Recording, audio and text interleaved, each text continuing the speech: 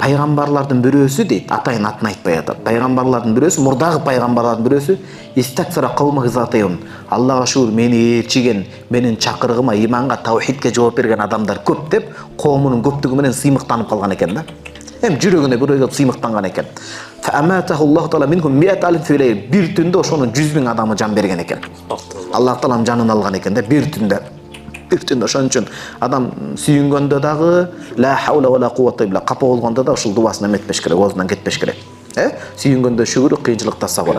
Фалам масбаха, анан эртең менен ойгонгондо жана кабарды билип Аллах таалага баягы жалбарып дуа кылган экен да. Дуа кылганда Аллах таалага айткан экен: "Иннака ламмастаксартухум интухум." Сен коомуңдун көптүгү ой келгенде мен аларды баягындай кылып жанын алдым деген экен.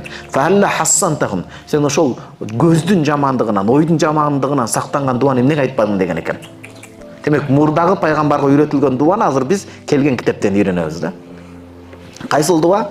Фақил я Рабб, факайфу хассинхум. Ошол кантип аларды жаман көздөн, жаман ойдон сактаймын деген экен.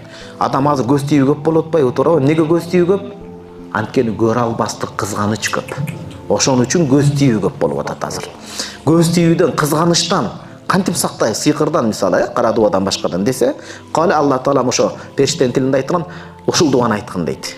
Мен шашпайраак окуйун, шашпайраак окуйун. Анан асаке сураныч окуп бүтүп туруп, мен могу суроолорго жооп бергенче сиз баракка жазып берсеңиз кыргызчасын. Анан адамдар пайда болот, туурабы? Аллах таалам периштеге айттырып, жана пайгамбарга айтып атат: "Хассантукум бил хаййил кайюмил лази ла ямуту абадан." Эч качан өлбөй турган төөлүктүү Алла таалага таянып, Алланын коргоонуна силерди сактоого сурандым дейт. Баарыңарды эч качан өлбөй турган түрү Алла тааланын коргоосунда сактоосун суранамын дейт. Кыргызчасы. Уландысы вадафа'ту анкумус су'a била хаула ва ла куввата илля биллахил алил азим.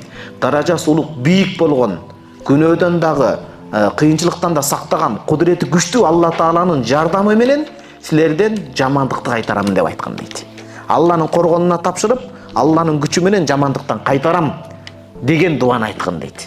Ушул дуаны айтса, баласына дагы, байлыгына дагы, башкасына дагы кадимкидей Кудай таалам сактаганга себеп болот бул дуада дейт. Береке болот дейт. Караңыз эми.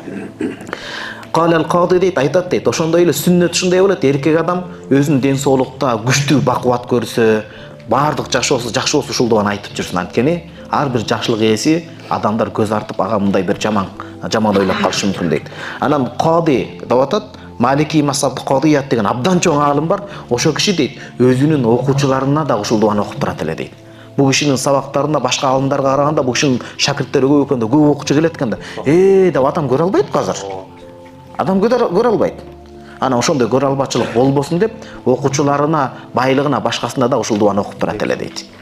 Асаке мына ушул дуаны жазып коюңуз, иншалла жамааттын баардыгынын соогуна каласыз.